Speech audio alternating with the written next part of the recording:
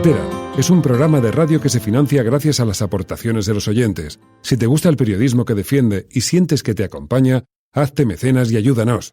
Infórmate en radiocable.com/mecenas. Hola, buenos días, cafetera. Mi nombre es Olga, tengo 25 años y estoy muy contenta porque me acabo de hacer mecenas. Y lo hago porque creo que es mi responsabilidad contribuir a que programas independientes como el vuestro sigan adelante. Gracias, Resistencia, porque desde que os escucho realmente siento que no estoy sola.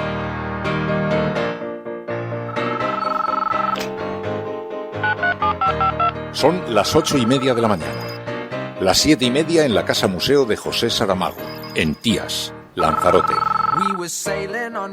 Buenos días, mundo. ¿Quieres un café? La Cafetera. Dirige Fernando Berlín. En el programa La Cafetera de Radio Cable. Una entrevista en Radio Cable. Durante 20 minutos en Radio Cable y dice todo lo que van a escuchar. Mañana en La Cafetera de Radio Cable. Radio Cable, que ha conseguido una auténtica primicia, ha entrevistado esta mañana y ha conseguido situar esa entrevista y lo que le ha dicho en los titulares. Con María Navarro y Pilar de la Peña. That is why I'm asking all leaders, governments, businesses, financiers, civil society and youth.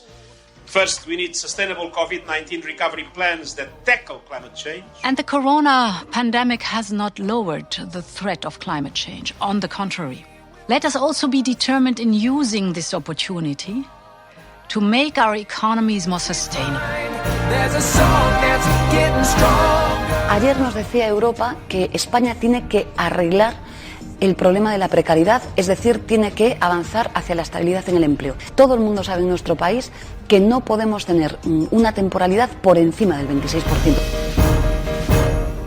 Sí que no quiero dejar de decirles que vienen semanas duras en Madrid y que, por tanto, hay que actuar con determinación y para tomar el control de la pandemia en esta comunidad autónoma. Y en este contexto nosotros vamos a formular nuestra Hemos pasado de estado de alarma, confinamiento de todos los ciudadanos, a esa nueva normalidad que no es ni nueva ni normalidad. Y lo que no me parece de recibo, con independencia de que las comunidades autónomas tienen la competencia en la gestión sanitaria, la gestión de la pandemia le corresponde al gobierno. Señora Ana Pastor, yo creo que usted está más cómoda en el gobierno que en la oposición. Pero me va a permitir también que le diga que la oposición es útil. Puede ser útil. Yo la emplazo a usted para que haga esto cierto. Cuando se habla de que hay que inmediatamente convalidar títulos porque si no, no hay suficientes médicos o personal sanitario, en Madrid, por ejemplo, no es cierto. No es cierto. Hay muchísimos médicos, hay muchísimos. Lo que pasa es que en Madrid en concreto, y no es para decir nada a nadie, tienen trabajos mucho más precarios. A veces, ¿qué hacen? Pues se van o a la privada, a otras comunidades que pagan mucho mejor, o al extranjero. Quiero subrayar que todos los centros educativos han abierto y que en el 95,5% de ellos no se ha producido ninguna incidencia relacionada con la COVID-19. Hay una tendencia permanente de las derechas que ellos a sí mismos se llaman liberales. En realidad es una tontería como un piano, no tiene nada de liberales, pero que tienden a decir que en realidad todo es un caso de actitud individual, ¿no? Como si todo fuera un problema de coaching, ¿no? Bueno, pues si te va mal, elige. ¿Qué quiere ser usted? ¿Virus o vacuna? Vamos a ver. Hay una cosa que le tiene que entrar permanentemente a las derechas en la cabeza.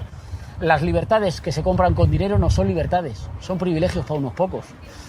Para que la gente pueda ser libre tiene que tener opciones, pero las opciones solo las provee un sistema de servicios y de cuidados públicos.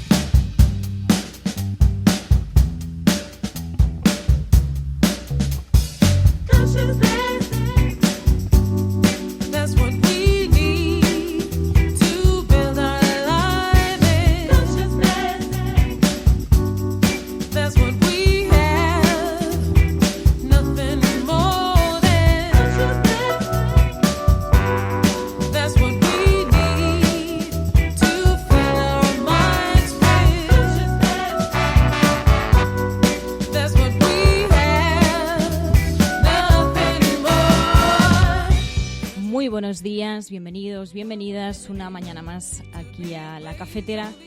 Hoy tenemos muchas cosas de las que hablar. Hoy es 25 de septiembre de 2020 y conversaremos con la secretaria de Estado para la Agenda 2030, Ione Belarra. También analizaremos con Ana Pastor y con Pedro Ballín la película del Joker, que además nos han llegado muchos audios de oyentes. También conversaremos, como todos los viernes, con Pilar del Río, periodista y presidenta de la Fundación Saramago, sobre el estado de responsabilidad. Y terminaremos el programa escuchando el nuevo relato de Ainhoa Goñi, en este caso con la voz del actor Tristán Ulloa. Muchísimas cosas, así que tendréis que escuchar este programa y no perderoslo.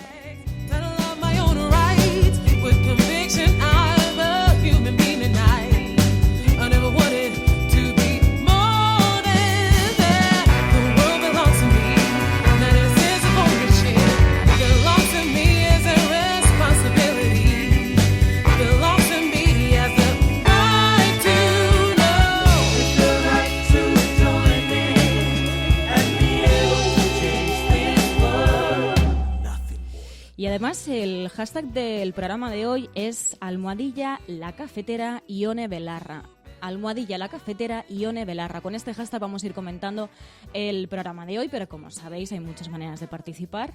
Aparte del WhatsApp al 627-002-002, también podéis ir comentando, como están haciendo ya muchas personas aquí en el chat del programa. Montse Vilchez, Ramón, Edi, Néstor, Dani, Hope Green, Angélica Llameria también está por aquí, Santiago Romero, Javi, Juan Andrés, Elena Noruega, Quique Pinel. A todos y a todas, muy buenos días, muy buenas tardes o muy buenas noches a quienes os incorporéis en la retaguardia. Hay muchas cosas de las que hablar, así que si os parece, comenzamos.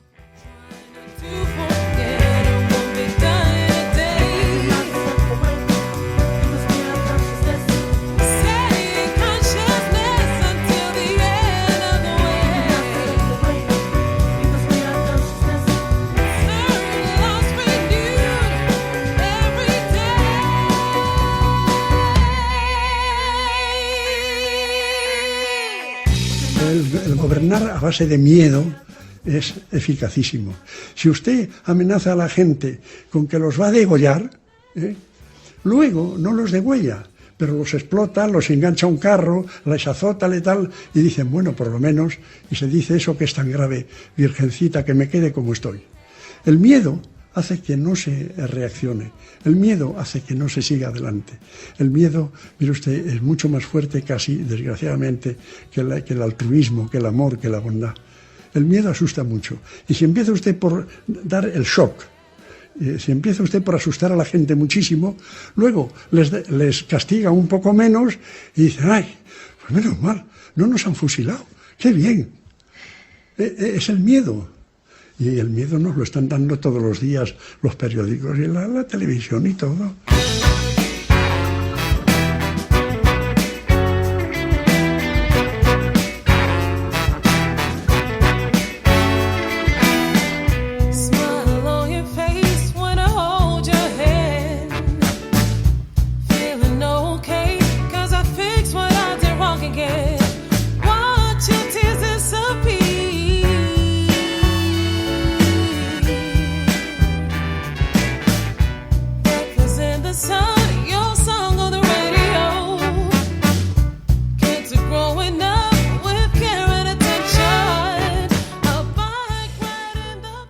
Y a diferencia de todos esos temas que vamos a ir tratando, el tema central en las portadas es el caso de la ausencia del rey en Barcelona, esa ausencia del rey en la entrega de despachos a jueces en Barcelona.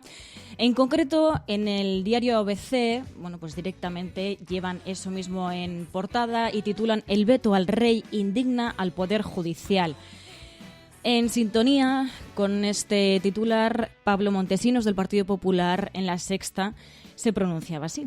Sinceramente, proteger al rey, si el gobierno quiere protegerlo, lo que tendría que haber hecho es permitir que mañana estuviera con la justicia y en Cataluña. Es incomprensible, se lo digo sinceramente, que el gobierno diga o deslice que no puede proteger al monarca en una parte del territorio nacional. Si eso es así, si es verdad que es el motivo que esgrime el gobierno de España, entonces habría que preguntarse si tenemos un ministro del Interior a la altura de las circunstancias. Porque mañana el sitio del rey es en Cataluña. Porque mañana el sitio del rey es con los jueces, arropando al Poder Judicial, más aún en ese territorio, porque no se nos olvidan las presiones que vivieron jueces, fiscales en Cataluña por hacer su trabajo. Así escuchábamos a Pablo Montesinos y de esto mismo hablaban las portadas. Como decía, en el diario ABC lo llevaban en portada, también en el diario El Mundo directamente hablan de las injerencias del gobierno que provocan una revuelta judicial. En el diario La Razón también ponen el foco en esto mismo. En concreto, lo que titulan es que Sánchez cambia los despachos con el rey por llamadas y SMS y que los jueces pidieron vetar al ministro tras el desplante a Felipe VI. Y en el caso del diario El País, hablan de tensión entre el Ejecutivo y los jueces por la ausencia del rey en Barcelona. Pero, como digo, también hay otros asuntos. En el diario El País hablan de que Europa urge a actuar ahora para evitar otro confinamiento. Sobre esto mismo se pronunciaba la ministra de Exteriores, Arantxa González Laya, en la CNN, donde era entrevistada, y ella hablaba de cómo está afectando esa segunda ola a Europa y decía que España es la regla, no la excepción, sino que hay otros países que también están en unas circunstancias similares en cuanto a casos de coronavirus.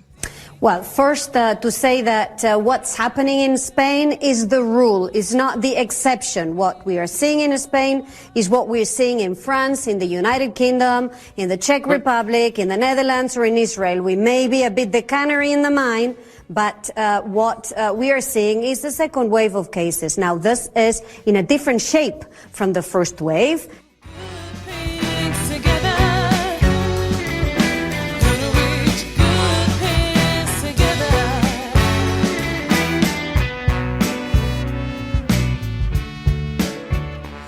También el diario El País llevan las informaciones que tienen que ver con los papeles de Bárcenas. La policía vincula pagos de los papeles de Bárcenas con adjudicaciones.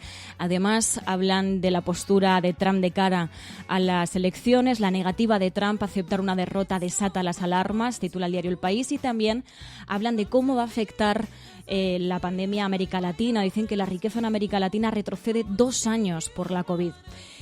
Como digo, también otros asuntos. En el caso de Madrid, sigue estando en el foco por la preocupación que hay entre las autoridades por los casos de coronavirus. Incluso el propio ministro de Sanidad advertía de que vienen semanas duras para Madrid. Nosotros estamos estudiando todo tipo de medidas y si todas las solicitudes que nos puedan trasladar las comunidades autónomas, en concreto la de Madrid, van a ser objeto de estudio y en la medida en que podamos de atención, vamos a intentar atenderlas, ¿no? Bien, ahora nos vamos a reunir, nosotros vamos a estudiar la situación, vamos a hacer nuestras recomendaciones en el ámbito del grupo COVID-19 que acordaron crear el presidente del Gobierno y la presidenta de la Comunidad de Madrid. Sí que no quiero dejar de decirles que vienen semanas duras en Madrid y que, por tanto, hay que actuar con determinación y para tomar el control de la pandemia en esta comunidad autónoma. Y en este contexto nosotros vamos a formular nuestras recomendaciones.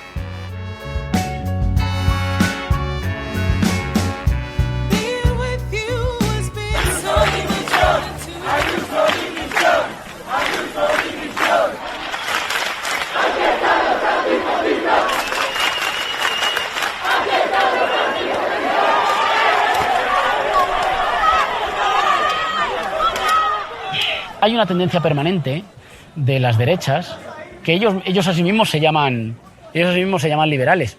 En realidad es una tontería como un piano, no tiene nada de liberales, pero que tienden a decir que en realidad todo es un caso de actitud individual, ¿no? Como si todo fuera un problema de coaching, ¿no?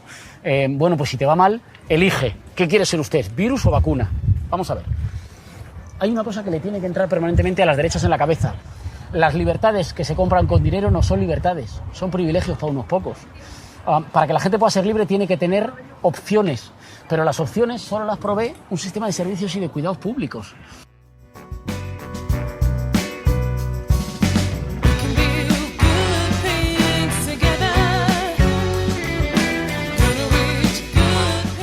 Pues como escuchabais al principio, escuchábamos al ministro de Sanidad hablando de que vienen semanas duras en Madrid. También a continuación, ayer fue muy comentado en redes sociales y además lo estáis comentando también en el chat, la repercusión que tuvieron esas imágenes de las protestas en el barrio de Vallecas, en Madrid, por la gestión de la presidenta de la Comunidad de Madrid. Y también, como decía, la repercusión que tuvieron esas imágenes y esas cargas policiales. Y bueno, mucha gente las estuve comentando diciendo que no se trataba de un confinamiento, sino que se trataba de una lucha de clases. Hubo mucha tensión en esas protestas, como estabais comentando. Y en otro orden de cosas, pero también relacionado con la situación que está viviendo Madrid y con cómo se está gestionando el tema de la pandemia en el caso de la Comunidad de Madrid, le preguntaban a Íñigo Rejón en el Huffington Post, daba una entrevista y hacía esa reflexión sobre cuál es la visión de las libertades y también de esa gestión de coronavirus por parte de la derecha, ¿no? En concreto se refería a cuando el vicepresidente de la Comunidad de Madrid, Ignacio Aguado, se dirigió a la sociedad, se dirigió a la ciudadanía de Madrid diciendo que tenían que elegir entre virus o vacuna, ¿no? Pero el caso es que hay cosas mucho más intrínsecas en todo esto, hay cuestiones mucho más complejas. Y es que, claro, no se trata de elegir entre virus o vacuna, se trata dentro de las posibilidades que tengo, qué es lo que puedo elegir, ¿no? ¿Cómo puedo protegerme del coronavirus? Pues como decía, ¿no? Cuando estoy en una casa hacinado, además tengo problemas económicos, además mi trabajo es presencial, necesito ponerme en riesgo para poder seguir sobreviviendo. Entonces hay muchas cuestiones que se están dejando de lado y hay gente más vulnerable que otra. Y eso lo dicen líderes políticos aquí en España, lo dice Naciones Unidas. Por eso insistían desde hace ya semanas, desde Naciones Unidas, en que la vacuna tiene que llegar primero a los más vulnerables, porque no todos estamos pasando por lo mismo.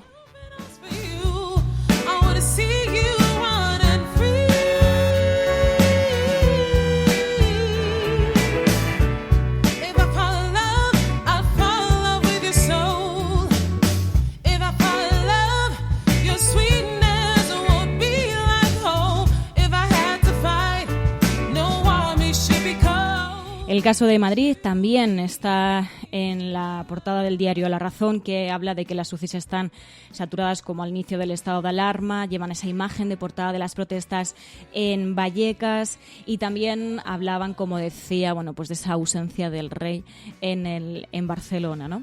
En el diario El Mundo llevan una entrevista con Idoia Mendia, secretaria general del PSE, y vicelehendakari, en la que decía que es un hito el compromiso de Bildu con la gobernabilidad de España, y decían que Madrid solo ampliará zonas restringidas, aunque el gobierno le pide más medidas.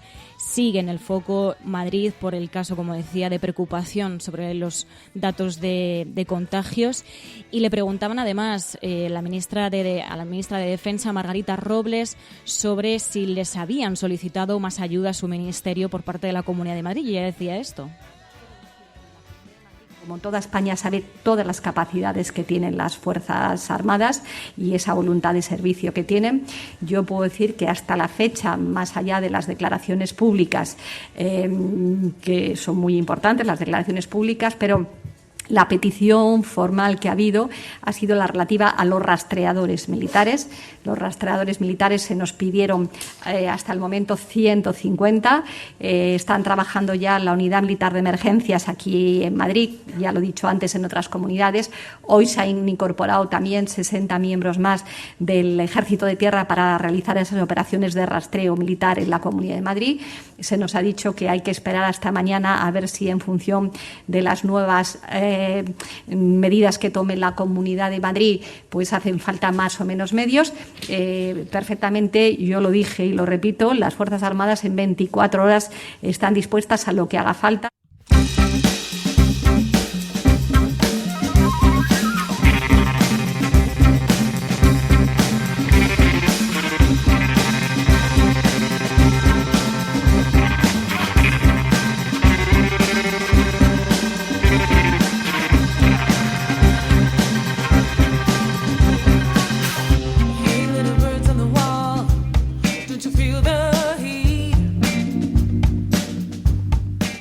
Así escuchábamos a la ministra de Defensa, Margarita Robles, poniendo a disposición sus medios, pero es que de lo que estamos hablando, como decía Ayla, es que no debemos olvidarnos de la reivindicación. Se necesitan más recursos, más contrataciones, más frecuencia en el transporte público, más limpieza y recursos en nuestros colegios, más allá de esos controles policiales que estamos viendo continuamente en televisión. Se necesitan recursos y de eso se tiene que hablar. De eso hablaba el ministro Castells, que decía, no es que no haya médicos, es que el problema es la precariedad de los médicos en comunidades autónomas como en Madrid. Entonces, evidentemente, la gente no va a elegir otras comunidades autónomas en las que sí que pueda vivir trabajando. Cuando se habla de que hay que inmediatamente convalidar títulos porque si no, no hay suficientes médicos o personal sanitario, en Madrid, por ejemplo, no es cierto. No es cierto. Hay muchísimos médicos. Hay muchísimos. Lo que pasa es que en Madrid en concreto, y no es para decir nada a nadie, en Madrid en concreto tienen trabajos mucho más precarios, a veces de 2 o 3 días, de unos días, cobran mucho menos, con más precariedad y sin condiciones laborales suficientes. ¿Qué hacen? Pues se van o a la privada, a otras comunidades que pagan mucho mejor, o al extranjero.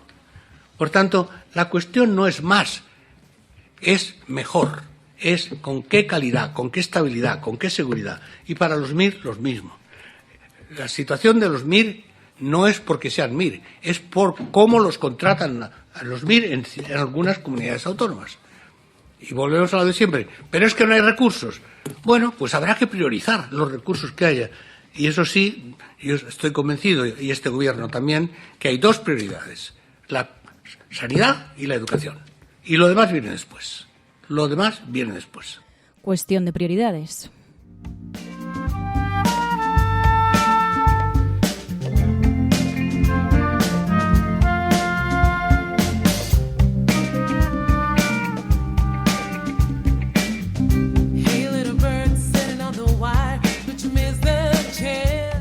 Pero ¿cuál es la postura del principal partido de la oposición en medio de todo este contexto? Ana Pastor, del Partido Popular, decía que aunque las competencias sanitarias pertenecen a las comunidades autónomas, exigía que el Gobierno central tomara responsabilidades. Ese planteamiento es el que el Partido Popular está tomando. Tanto Ana Pastor, lo escucharemos ahora también después con Pablo Montesinos. Esa es la línea argumental del Partido Popular, que es que aunque nosotros tenemos las competencias sanitarias en algunas comunidades autónomas, ahora sí que piden ese mando único. Hemos pasado de estado de alarma, confinamiento de todos los ciudadanos, a esa nueva normalidad que no es ni nueva ni normalidad, y por lo tanto yo sigo reclamando medidas legislativas que permitan tomar medidas, y además tomar medidas frente a un virus que no entiende ni de comunidades, ni de fronteras, ni de niños de un colegio o niños de otro. Y lo que no me parece de recibo, con independencia de que las comunidades autónomas tienen la competencia en la gestión sanitaria, la gestión de la pandemia le corresponde al Gobierno, y es el Gobierno quien tiene que estar al frente, y no puede ser que empiece el curso escolar y los padres 3 días antes no sabían qué iba a pasar, y no puede ser que en cada sitio haya un protocolo distinto. Así lo decía Ana Pastor, decía que no podía ser que en cada comunidad hubiese un protocolo distinto y pedía que hubiese un mando único. Hombre, pues sabiendo que rechazaron ese estado de alarma, que ahora pidan esa responsabilidad al Gobierno, es bastante curioso. En la misma línea también Pablo Montesinos decía que el Gobierno tiene toda la responsabilidad en medio de una pandemia. Y lo que tenemos que tener muy claro es que esta crisis, esta gravísima crisis, la tenemos que solucionar todos juntos, con la colaboración de las administraciones y con un Gobierno de España que tiene que dejar de mirar para otro lado y tiene que ponerse al mando. En pandemias, el Gobierno de España es el que tiene la responsabilidad. Y lo que no puede ser es que se haya lavado las manos. Lo decía el presidente Juanma Moreno y también la presidenta Ayuso. Hace falta una normativa común para toda España, una normativa legal que dé certidumbre a las comunidades autónomas.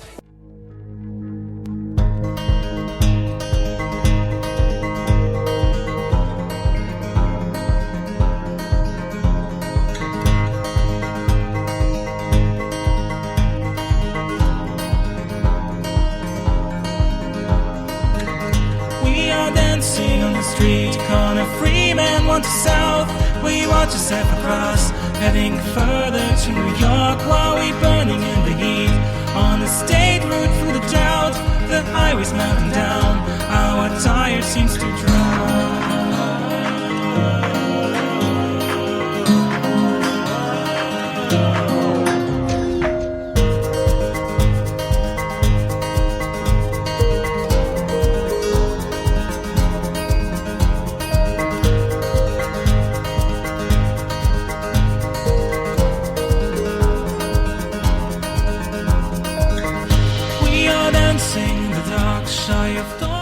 Pero es que además, mientras vemos cómo se lanza desde el Partido Popular esa responsabilidad hacia el Gobierno, nos encontramos con informaciones que siguen alarmando muchísimo. También nos lo enviabais además a través del hashtag esta información de que el Ayuntamiento de Madrid recluta para los test de la comunidad a sanitarios voluntarios a los que se pagará horas extra. Vemos cómo se van utilizando parches por no abordar la situación con la gravedad que está suponiendo, ¿no? Y en este contexto también ha habido una intervención muy comentada, se ha hecho bastante viral en redes sociales por parte del ministro de Sanidad. Se dirigía a Ana Pastor del Partido Popular y le hacía una reflexión sobre la utilidad de la oposición. Decía, la oposición puede y debe ser útil. Y le instaba precisamente eso, a que la oposición del Partido Popular fuese constructiva y no destructiva. Señora Ana Pastor, usted es una persona que ha tenido, y yo lo respeto muchísimo, responsabilidades importantes de gobierno, y yo creo que tengo confianza con usted para decírselo. Yo creo que usted está más cómoda en el gobierno que en la oposición. Pero me va a permitir también que le diga que la oposición es útil, puede ser útil.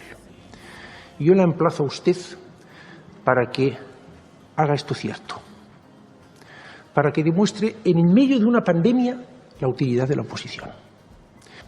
Yo emplazo a que pongamos todas las energías, ustedes tienen todo el derecho del mundo, claro, solo faltaría a buscar las cosas que no hacemos bien y hacer, sobre todo yo lo agradeceré, propuestas de mejora, pero sobre todo que pongamos el esfuerzo y el empeño. Yo sé que usted en esto está, para juntos doblegar la curva en Madrid y en el resto de España.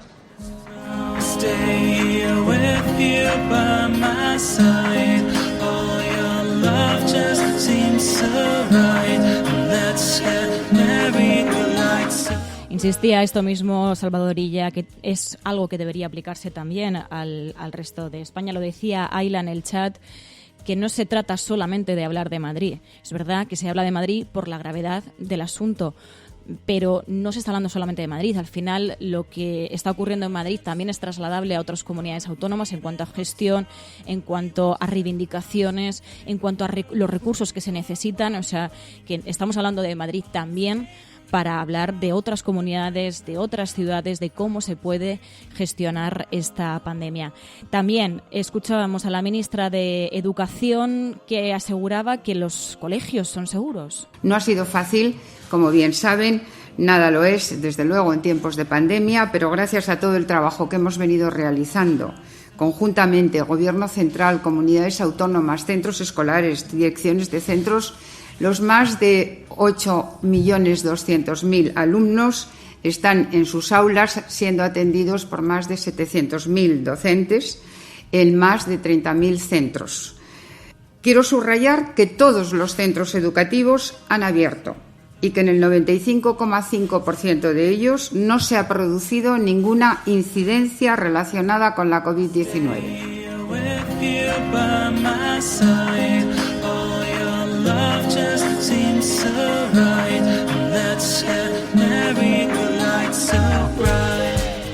Bueno, y tal y como estábamos anunciando desde el principio del programa, hoy en la cafetera vamos a conversar con Ione Belarra, secretaria de Estado para la Agenda 2030. Se cumplen 5 años desde que Naciones Unidas aprobó esta agenda que impone unos objetivos que cada país tiene que conseguir, tiene que lograr. Y abarcan pues desde acabar con la pobreza, la desigualdad social, lograr la igualdad de género y el trabajo decente, hasta luchar contra la emergencia climática y apostar también por la sostenibilidad. Lo veremos además después, más adelante. Hubo además una conferencia de Naciones Unidas precisamente sobre la sostenibilidad, sobre actuar también contra la crisis climática. ¿Qué está haciendo el Gobierno para cumplir esta norma de Naciones Unidas? Pues hablamos con Ione Belarra.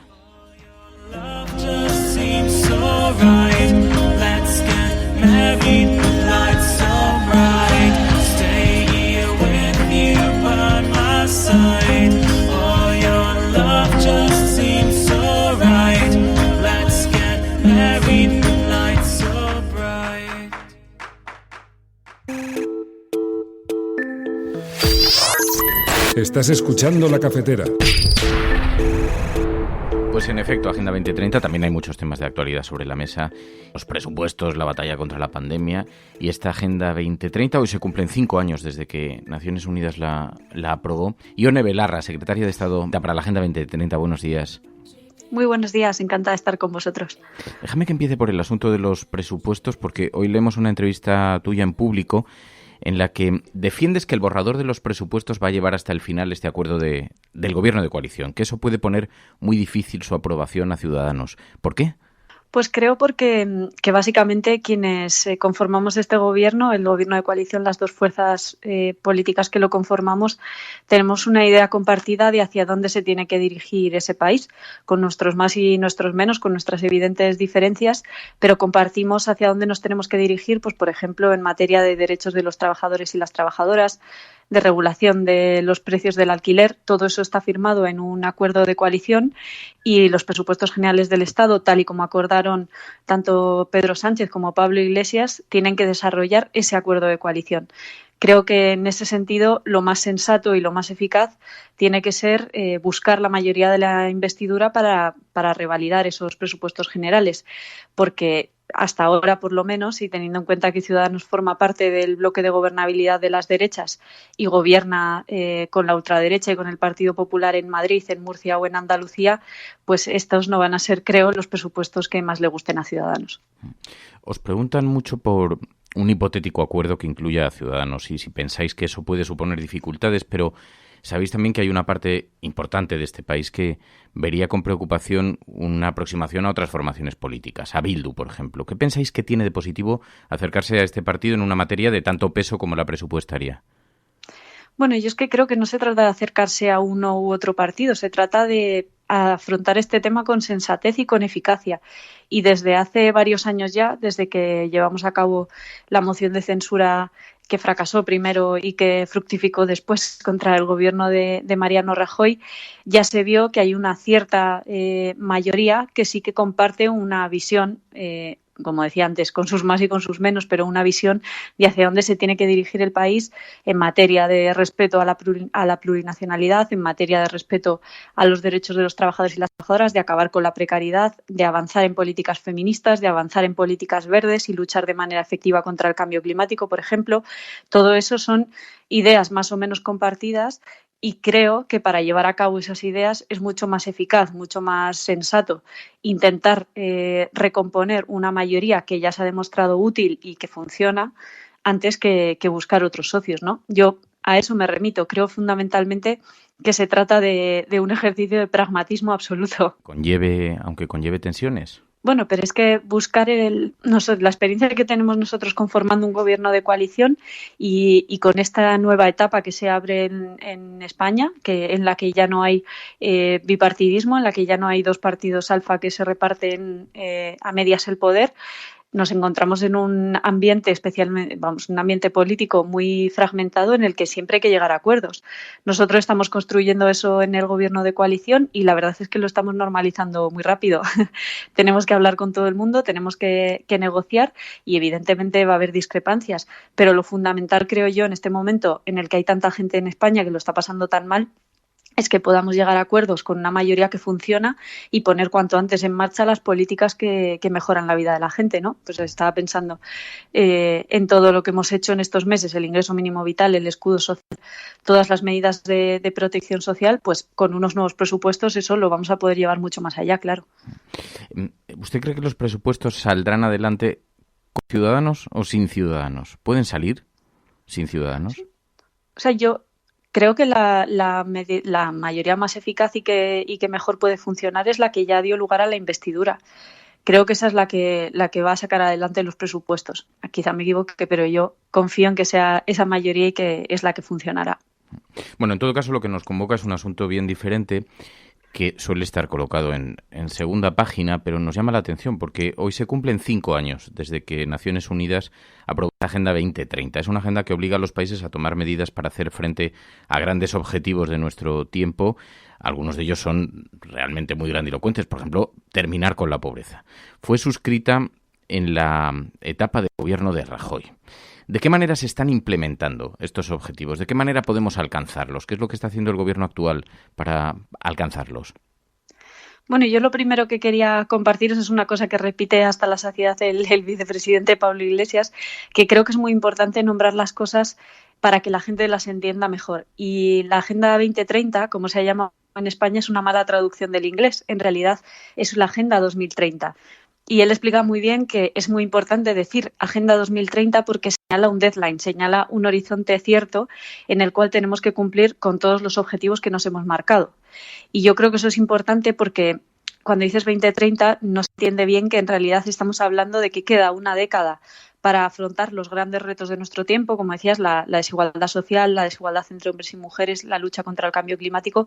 Tenemos apenas 10 años, la cuenta atrás ya ha empezado y tenemos que ponernos a la tarea desde ya. Creo que humildemente este gobierno ha hecho muchas cosas o ha hecho cosas por lo menos muy determinadas en la dirección correcta, en la dirección de cumplir con la Agenda 2030. Salía precisamente el CIS hace unos pocos días en el que la mitad de los ciudadanos que conocen la Agenda 2030, a los que les preguntaban, decía que no es que los objetivos sean inalcanzables, es que falta voluntad política. Esto lo decía la mitad de la gente a la que le preguntaban. Y creo que con mucho acierto la gente de nuestro país identificaba que en realidad no es que sean unos objetivos muy ambiciosos, es que nunca ha habido voluntad política para llevarlos a cabo, porque efectivamente luchar contra el cambio climático es difícil, pero si dedicáramos todos los esfuerzos que se ha dedicado a otras cosas en este país a luchar contra el cambio climático, me consta y estoy convencida de que lograríamos objetivos muy ambiciosos. ¿Y de qué forma se está aproximando el gobierno actual?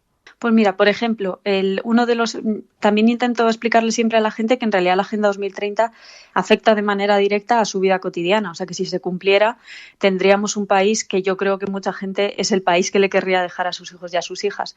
Uno de los objetivos de desarrollo sostenible es el empleo decente. No se puede entender tampoco la lucha contra la desigualdad entre hombres y mujeres si no alcanzamos la lucha, si no acabamos con la precariedad y no cerramos también la brecha salarial. Son, por ejemplo, dos objetivos que son muy concretos y que la gente puede entender perfectamente. Acabar con la precariedad, sin ir más lejos de esta semana, la sentencia de los riders. Acabar con la precariedad de los riders y que dejen de ser falsos autónomos, que es uno de los objetivos que nos hemos fijado también como gobierno. Creo que es una concreción que la gente puede entender muy bien de qué es la Agenda 2030 llevada a la realidad, llevada a los hechos, que es lo que intentamos, ¿no? Pasar de grandes declaraciones a hechos concretos. Porque ¿de qué manera condiciona que exista una agenda? Las críticas que ha recibido es que parece algo más estético que real, pero ¿de qué manera condiciona las normas que aprueba el gobierno? Pues absolutamente. Precisamente cuando decías que los dos temas no tienen tanto que ver, en realidad estas van a ser las primeras cuentas públicas, los primeros presupuestos generales que estén alineados con la Agenda 2030. Esto es algo que nos pone a la vanguardia internacional, o sea que casi ningún otro país ha hecho todavía, excepto algunos países nórdicos, y lo que tenemos entre manos es alinear todas las políticas, especialmente todas las partidas presupuestarias, para que contribuyan a la Agenda 2030. Yo creo que eso es un avance muy sustancial y revela que en realidad la Agenda 2030 afecta a todas las políticas. Pero señalabas una cosa que es muy importante, creo que mucha gente tiene la sensación, acertada también, de que esto ha servido muchas veces como un pin bonito para llevar en la solapa o para hacer greenwashing por parte de muchas empresas o hacer pinkwashing. Y nosotros precisamente contra lo que trabajamos es contra que esto se convierta en un lavado de cara, ¿no? Para empresas o para o para gente que no tiene la voluntad real de llevar a cabo los cambios que necesitamos. Precisamente quien más ha hecho para que la Agenda 2030 sea transformadora, y esto lo insisto mucho, es la sociedad civil. Cuando hablamos de los movimientos sociales, cuando hablamos de la gente que ha defendido la sanidad pública, la educación pública en España, muchas veces sin saberlo, son esos movimientos sociales los que más han hecho para cumplir con la Agenda 2030. Y creo que es en eso en lo que nos tenemos que inspirar en la aplicación de la Agenda 2030 en España, en quienes más la han empujado en los años más difíciles, en la década perdida del Partido Popular, y quienes sí han hecho para que en este país se viva mejor, como decía, con servicios públicos, poniendo el sistema de cuidados en el centro y luchando de manera efectiva contra el cambio climático. Creo que incluso se ha dado voz a algunos colectivos, se ha creado como un grupo, un consejo asesor, ¿no? Sí, efectivamente. Ayer tuvimos la primera sesión de un órgano muy importante, que es un órgano consultor llamado Consejo de Desarrollo Sostenible, donde están representadas 60 entidades, plataformas, sindicatos, empresariado, también organizaciones ecologistas, feministas, órganos sectoriales de todo tipo. Y creo que es un espacio muy enriquecedor para que podamos construir la que es la gran tarea de mi departamento, que es construir una estrategia de desarrollo sostenible para el 2030, que es una estrategia de país que básicamente consiste en intentar poner de acuerdo a todas las administraciones públicas, también a las comunidades autónomas y los ayuntamientos, al sector privado, a la sociedad civil, a la academia, para dirigirnos todos y ponernos a mirar y trabajar en la misma dirección. Es un reto enorme, lo sé, pero creo que con voluntad y tratando de construir consensos robustos, pues lo lograremos. Al menos es lo que vamos a intentar. Desde la ultraderecha señalan esta Agenda 2030, dicen que es globalista, que es feminista, la cuestionan, ¿no? Sí, lamento profundamente que el grupo ultraderechista Vox haya boicoteado una declaración institucional esta semana en el Congreso, precisamente para impedir que el Congreso renueve su compromiso con la Agenda 2030 en una fecha tan señalada, ¿no? Porque arranca hoy la década para la acción, que como se ha llamado, la década para pasar, como decía, de las palabras a los hechos.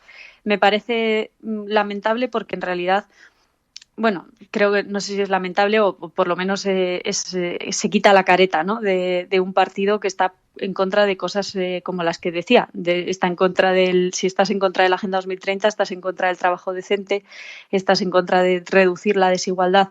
Por lo tanto, estás a favor de que las élites y los ricos en España sigan siendo cada vez más ricos. Por lo menos lo dicen abiertamente, ¿no? No sé quién puede estar de acuerdo con ellos, pero lo dicen abiertamente. Pues Ione Belarra, en nombre de los oyentes, te agradezco mucho que hayas atendido esta llamada. Muy buenos días y mucha suerte. Un placer. Muchísimas gracias, de verdad. Un abrazo. La Cafetera es un programa de radio que se financia gracias a las aportaciones de los oyentes. Si te gusta el periodismo que defiende y sientes que te acompaña, hazte mecenas y ayúdanos. Infórmate en radiocable.com/mecenas. You leaned in closer, I should have kissed you then. Your hair was longer. La alternativa al neoliberalismo se llama conciencia.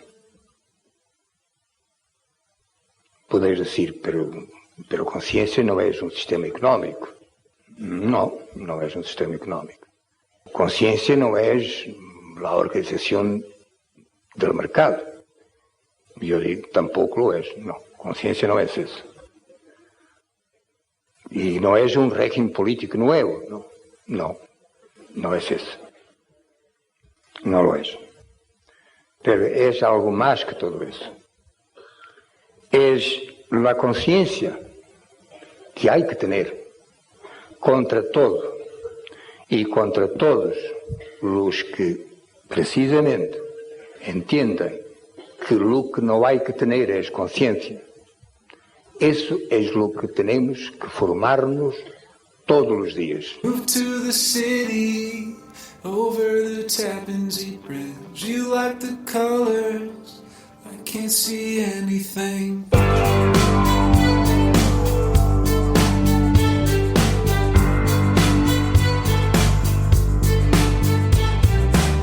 I'll be your coffee, I'll be your poster child. Walking like Jesus, when all the stores are closed, you think of drowning out in your parents' pool. The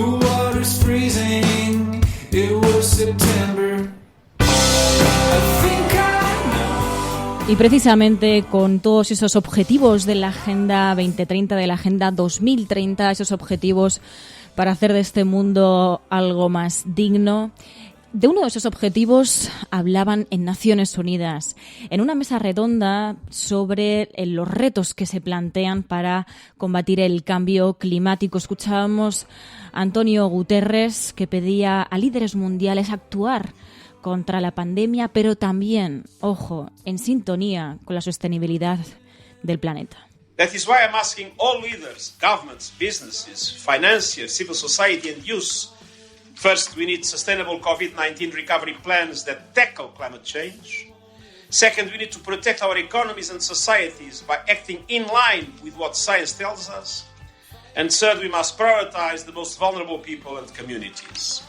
En esta mesa redonda también estuvieron otros líderes, como Justin Trudeau, el primer ministro de Canadá, y también hacía una reflexión sobre la colaboración para combatir la pandemia, que en la mayoría de países se está produciendo esa colaboración política y social para juntos combatir la pandemia. Bueno, pues que de esas lecciones aprendidas con la pandemia también se apliquen para luchar contra la crisis climática que estamos viviendo.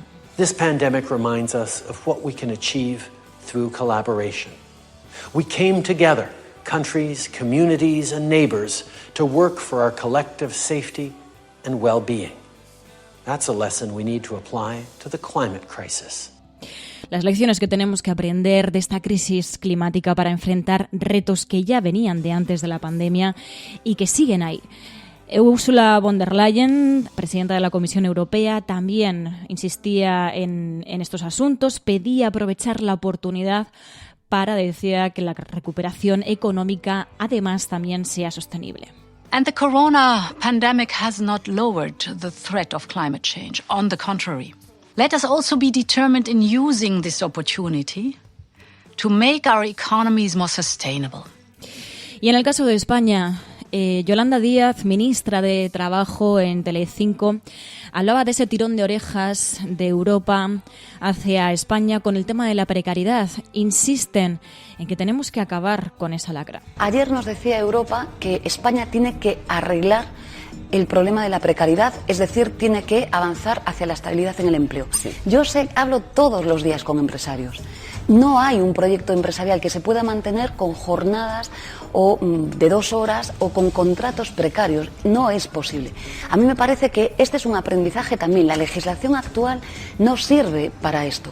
Pero yo creo que todo el mundo sabe en nuestro país que no podemos tener una temporalidad por encima del 26%. Llegó a estar, fíjate, en toda la democracia en el 35%, Ana Rosa. Ayer nos sacaban los colores en Europa por esto.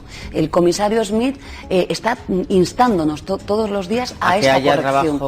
Estable. Es que esta es la anomalía que tenemos en relación a Europa, ¿no? De anomalías, sobre todo anomalías sociales, como decía por aquí Mamen Paez en el chat, también sobre esa hipocresía muchas veces de la Unión Europea, que mientras está hablando de, lo escuchábamos a Ursula von der Leyen, presidenta de la Comisión Europea, hablando de hacer sostenible la economía, de que avancemos socialmente, mientras nos encontramos, como recordaba Mamen, con ese pacto migratorio del que hablábamos ayer, ese pacto migratorio europeo, que lo que hacía básicamente, como decían varias organizaciones, como denunciaban varias organizaciones, es promover ese control de fronteras y dejar en la estacada a muchísimas personas que necesitan nuestra ayuda para poder vivir con dignidad. Precisamente sobre anomalías sociales, sobre el refuerzo de servicios públicos, que es en lo que tenemos que estar insistiendo. Es el momento de reforzar los servicios públicos, nuestros médicos, nuestras médicas, nuestros profesores, nuestras profesoras, también las personas más vulnerables, las que están sufriendo con mayor medida la pandemia. Sobre esto también hacía una reflexión el actor Viggo Mortensen en el diario El Mundo, y hablaba de la necesidad de proteger la sanidad pública, que no se puede tratar como un negocio. La sanidad pública no se puede manejar como si fuera una empresa. No puede ser una cosa que está justo al límite siempre. Tenemos el equipamiento y el personal suficiente para que esto funcione y que dé un poco de dinero y no sé qué. No se trata de eso, porque cualquier crisis, como hemos visto, sanitaria, desborda lo poco que hay. No se puede quedar uno ahí sin margen. Hay que tener mucho de todo, mucha gente, hay que invertir en eso. Ni la sanidad, ni la educación, ni el cuidado de los mayores puede ser tratado como cualquier otra empresa, cualquier otro negocio. Espero que hayamos aprendido eso. I'll be your sweater, you be my wedding, fighting like Gandhi. When all the lines are down, you dream of flying along the Zuyder's Wheel. The sky was yellow, I still remember. Think I know you. I was here before the start of the song. It's all around you now. Y seguimos de Trending Topic con el hashtag del programa de hoy, almohadilla la cafetera Ione Belarra, almohadilla la cafetera Ione Belarra. Y vamos con todos esos contenidos que anunciábamos al principio. Vamos a hablar de muchísimas cosas, quedan muchas cosas que comentar todavía. Hoy hablamos de muchos temas.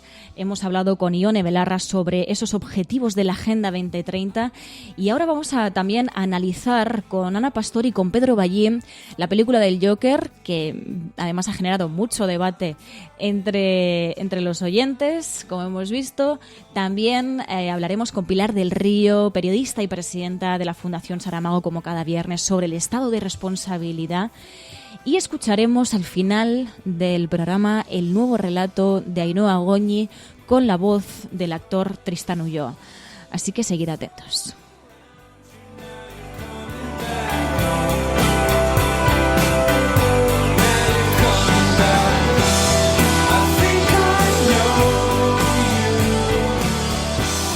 La Cafetera y Neutral presentan Plata o Plomo. El mundo en series. En el Juego de Tronos, o ganas o mueres. Con Fernando Merlín y Ana Pastor. ¿Sabes dónde estás? Es una radio pirata. De la zona neutral. Nos recuerda un poco por qué luchamos. La noche es oscura y alberga horrores. La noche es oscura y alberga horrores. Nada cambia de golpe. Si estuvieras en una bañera que se calienta poco a poco, morirías hervida sin darte cuenta. Estamos juntos. Somos un trío. Nosotros vivimos románticamente juntos. Hola, habla con Walter White. Usted dijo que estaba casi muerto, ¿vale? Dijo que moriría en cualquier momento. Éramos capaces de ser y hacer todas esas cosas porque estábamos informados por grandes hombres reverenciados. Plata o plomo, el mundo en series, la mirada, la nueva cultura audiovisual a través de los documentales, de las películas, con Ana Pastor Neutral. Ana Pastor, muy buenos días. Muy buenos días. Bueno, esta era una película que teníamos ya la deuda con los oyentes. Se ha hecho esperar, tú me decías, bueno, vamos a ver un poquito. Tengo la impresión de que no te ha resultado muy satisfactoria. Yo estoy muy impresionado. Nuestro invitado, vamos a ver cuál es su crítica, aunque creo que dice que es una buena película, pero ¿a ti te ha gustado o no? Pero vamos a ver, Berlín, o sea, no me dejas proponerte series porque dices que te generan sufrimiento. Tengo que ver de Joker, que te voy a dar dos titulares. Una, lo de él es estratosférico. Dos, yo estaba deseando que terminara la película y a partir de ahora ya me podéis zurrar todo lo que queráis. Pues te voy a decir que incluso el sufrimiento que provoca creo que está sobrevalorada. No fue tan angustiosa como yo me esperaba leyendo las críticas. Pero Pedro Ballín, muy buenos días. Hola, muy buenos días. ¿Cómo estáis? Yo no sé qué te ha pasado, Pedro, que te has convertido a ojos de las redes sociales en un auténtico experto en el Joker y he leído el libro, me cago en Godard.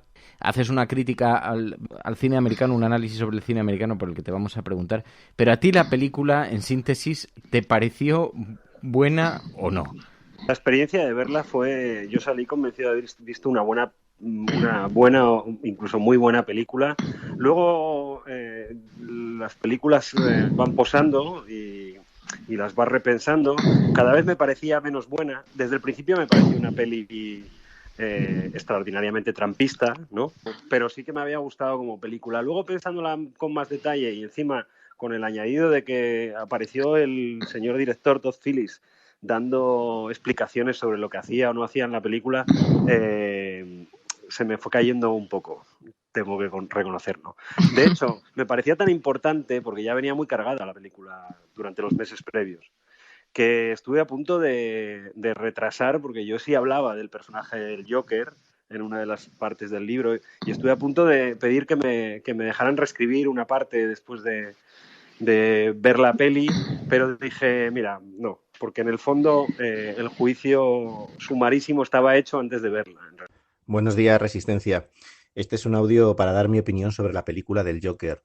Yo es una película que tardé en ver porque tenía prejuicio hacia ella de que temas tan importantes como la salud mental o la exclusión se trataran pues con el cómic del Joker. Después la vi y cambié completamente de opinión. Creo que fue un acierto y además creo que es necesario que elementos de la cultura popular traten estos temas y explico un poco por qué lo veo así.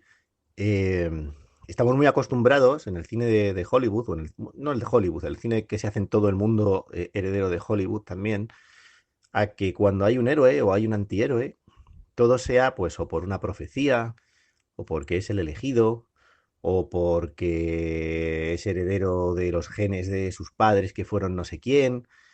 Nunca, jamás te dan una explicación en esas películas de que el contexto social es el que te lleva a ser alguien en positivo o en negativo. Y no recuerdo otra película de tanto impacto comercial, es decir, tan hecha para el gran público como el Joker, que tenga ese punto de vista. Y realmente el cine es un creador de conciencia muy grande y de hegemonía.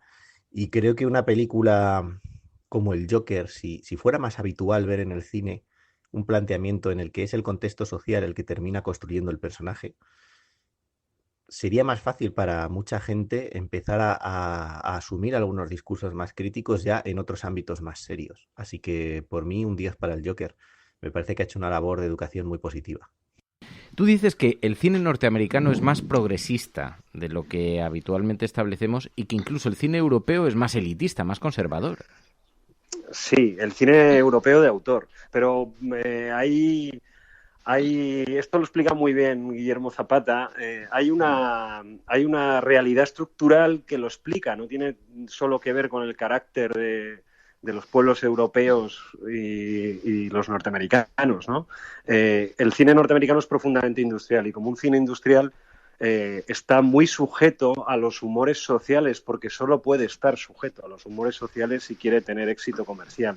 Entonces es extraordinariamente sensible a los cambios en los convenios sobre la corrección política, sobre la ética pública, etcétera, etcétera, y a la vez muy permeable a las angustias de las clases populares, ¿no? También tiene que ver esto con que el cine es uno de las expresiones culturales de las pocas que es genuinamente plebeya desde su nacimiento, ¿no? Era una barraca de feria y por esto eso lo hacía especialmente inteligible, que tenía la exigencia de ser comprensible para poblaciones muchas veces sin alfabetizar, etcétera, etcétera. En cambio, el cine de autor, no el cine europeo en general, singularmente el cine de autor, es una expresión burguesa, como ocurre con todo lo que consideramos expresiones de la alta cultura, ¿no? El caso de la música culta o el caso del arte contemporáneo, una vez superadas las vanguardias, ¿no? Que deja atrás la figuración. Hay un momento en que todo consumo cultural se vuelve popular y entonces aparecen como mercados segregados para la burguesía. Y esos mercados segregados tienen el carácter de ser profundamente burgueses y además de estar codificados, ¿no? La música clásica pierde la armonía, la poesía deja de rimar, la novela deja de poner puntos y comas o narradores identificables y bueno, en las artes plásticas pues desaparece la figuración, ¿no? Y se crean lenguajes estéticos codificados. Pues esto ocurre en el cine un poco, ¿no? Cuando el cine ya es un éxito, aparecen sus mercados gourmet, por así decir. Y la prueba definitiva es dónde se celebran los festivales para este tipo de cine. Pues en las ciudades donde veranea la gente de bien, ¿no? En Donosti, en Venecia, en Cannes. La película hay una serie de detalles que vale la pena detenerse sobre ellos. particular cuando él está escribiendo su diario, menciona que lo más gracioso de estar loco es que el resto de la gente espera que te comportes de manera normal. Inclusive cuando se está riendo a gritos y les deja la tarjeta en plan, bueno, esto no refleja realmente lo que yo siento, tengo un problema. También hay una falta de empatía generalizada con gente que padece algún tipo de problema similar. Y a su vez lo realmente chocante y lo que hace estallar al personaje es que lo ridiculicen en televisión y que de alguna manera lo utilicen para reírse. Y eso, por desgracia, sigue existiendo. Y de alguna forma eso es un freno tremendo para que una persona pueda entrar dentro de los parámetros de la normalidad y ser aceptada. Entonces, al final es la pescadilla que se muerde la cola. No solamente es la denuncia de la red de ayuda que necesita esta gente, sino del cómo reaccionamos nosotros como sociedad. Ya he dicho, ya he advertido, Ana, que hoy, por primera vez en este espacio, va a haber spoilers. No podemos tratar el Joker sin spoilers. Sí, no, hombre, este es fácil, ¿no? Yo creo que es sobradamente conocido el personaje como para no poder decir que va de la locura, que también tiene un punto de crítica social, aunque me sorprende mucho, Berlín, que Ballín nos diga que es una película trumpista. Entiendo por dónde va, pero no sé si es una de las provocaciones de Ballín el troll, como le llamo yo, o realmente tiene un peso, no sé, intelectual la afirmación.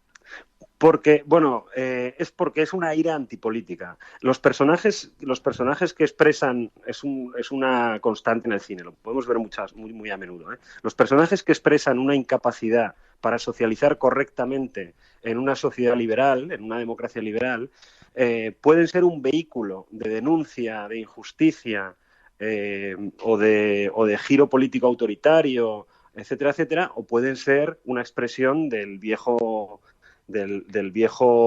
mito derechista de tipo anarcoide que siempre ha existido en Estados Unidos. Por eso digo lo de Trump, que en realidad se aplica a cualquier época, aunque más ahora, ¿no? Sí, hay varias películas y entenderéis un poco cómo son estos personajes que... La que se relaciona más directamente con Joker es Taxi Driver, pero de esa época y contando una cosa que tiene elementos en común también es El Acorralado. Sin embargo, El Acorralado es una película claramente de denuncia, mientras que Taxi Driver es casi una elegía al tirador solitario norteamericano, ¿no?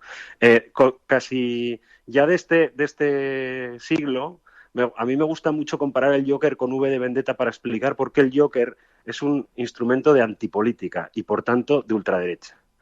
Porque V de Vendetta, el personaje de V, que un poco emprende una guerra, digamos, que puede tener elementos en común con las del Joker, es un hombre con un plan político concreto para derrocar el autoritarismo. En cambio, la violencia que ejerce Joker es una violencia indiscriminada, sin ningún otro fin que el caos.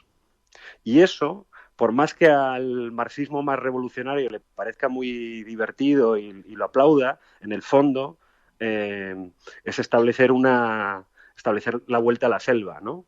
Establecer el fin de la ley. Y la ley siempre protege al que no tiene medios para protegerse por sí mismo, ¿no? Entonces, en ese sentido, es un anarquismo de ultraderecha. Es la expresión de esa mala leche que lleva a los americanos a votar a Trump, aunque se caiga la institucionalidad democrática, ¿no? Hablando del Joker, a mí me gustaría solo puntualizar, a mí me gustó al principio, luego lo he ido viendo y me gustó un poquito menos, porque ya empecé a ver algunas cosas que, bueno, no me acaban de gustar, pero solo puntualizar que la sensación que me quedó al final es como la última película de la trilogía de Batman de Nolan, y es que al final los indignados, todos aquellos que están en contra de esta sociedad clasista, son violentos. Si tú te indignas, te pones violento, y ese mensaje no me gusta nada de esta película. Luego hay otras cosas criticables que seguro que algunos dirán y cosas muy buenas, pero básicamente eso. Venga, un saludo. La película es la semilla del nacimiento del gran antagonista de Batman, del Joker. Pero el papel con el que representan tanto al Joker, tanto a Batman como a sus padres, cambia en cierta forma respecto a la lectura que nos hacían otras películas. El padre lo presentan casi como un millonario, digamos, poco interesado más bien clasista, poco interesado un poco en, no sé, en lo social, sino más bien parece un tipo altivo. No es la misma imagen que nos habían presentado otras películas de Batman, ¿no? Bueno, lo que hace es, yo creo que eso es un truco muy barato, ¿no? Para legitimar la causa del Joker, tener que dibujar a Bruce Wayne, que era un millonario filántropo, un médico, como un imbécil, que es básicamente que llega a aparecer en televisión poco menos que maldiciendo a los pobres, ¿no? Cualquiera que esté podemos cuestionar ese papel del filántropo millonario americano, porque tiene muchas aristas, pero que necesites convertirlo en un gilipollas para que tu personaje tenga algún sentido, para que puedas vehicular un poco una identificación con el personaje de Joker, pues me parece un truco barato. De hecho, Pedro, cuando también te he leído que, claro, se han hecho muchos análisis sobre si la película retrata el fallo del sistema social, cuando es expulsado de la atención sanitaria básica por un sistema que no tiene recursos, que le levantan los recursos y entonces un enfermo mental queda a su libre albedrío.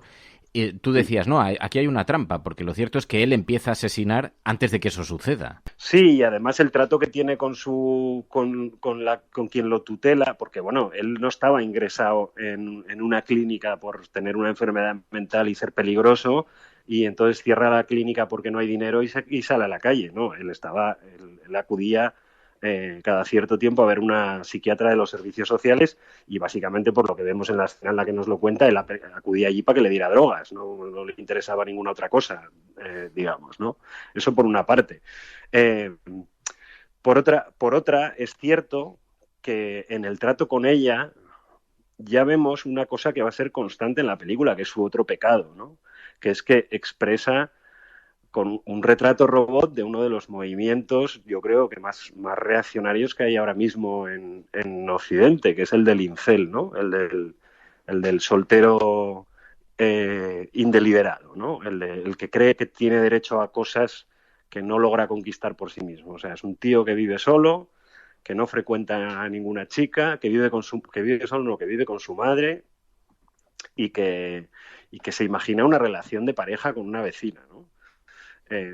No sé, es que es casi el retrato caricaturesco en que consiste el movimiento incel, que es el gran movimiento de reacción antifeminista que se está dando ahora en Occidente, ¿no? Entonces, o sea, todos los atributos del personaje son conservadores.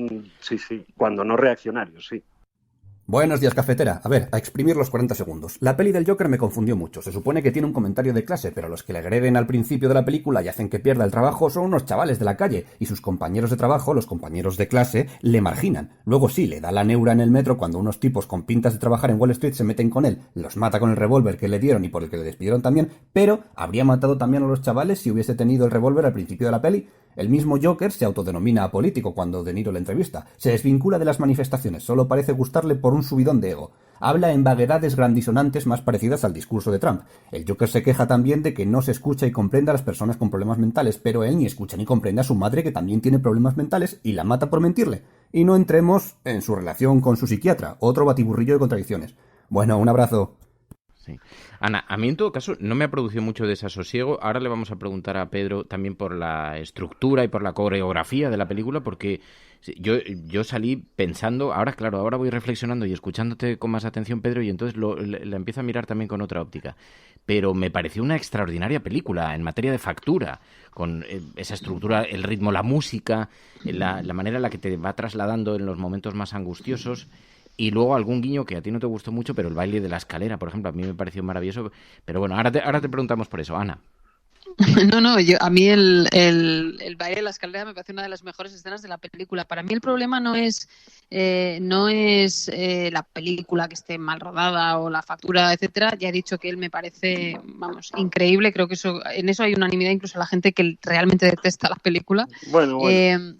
Bueno, que siempre hay algún, sí, pero quiero decir que a mí lo que me pasa es que me generó una angustia raro en mí, porque yo cada viernes defiendo que veamos cosas que generan sufrimiento, a Berlín sobre todo, pero esta no sé por qué, probablemente por el momento en la que, no lo sé, me generó una angustia que estaba deseando que terminara la película, pero incluso físicamente él, que eso es una cosa que ellos esfuerzan mucho también en la película, ¿no? Cuando le vemos sin ropa quien haya visto la película ya sabe a lo que nos referimos, me genera angustia y está muy bien rodada, porque también las escenas con la propia madre, la manera en la que mueven la cámara y todo está hecho muy, pues con ese tipo de cine.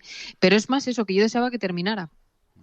No, a mí la película, desde el punto de vista de la factura, luego descubrí, por culpa del propio Todd Phillips, que tenía algún error de montaje notable, pero de montaje, respecto a lo que quería contar y lo que contaba. Una de las polémicas voy a spoilear, una de las polémicas que más ha rodado por redes es si en esa escena elidida de su encuentro final con la vecina, con la que él cree tener un romance que solo se lo ha imaginado él, ¿la mata o no la mata? Todd Phillips dio una rueda de prensa a los 2 meses del estreno para explicar que no la mataba. Entonces yo solo puedo pensar que Todd Phillips no entiende bien cómo se maneja una crisis, porque en la película que él presenta... Primero, claro, lo tienes que dejar abierto también a cualquiera y si lo tienes que explicar mal, ¿no? Sí, esto me lo decía Luis Martínez, que es un gran crítico del mundo, una vez y es cierto, que cuando tienes todavía una película muy fresca, una buena rueda de prensa, esto pasa en los festivales, de un director te la puede levantar.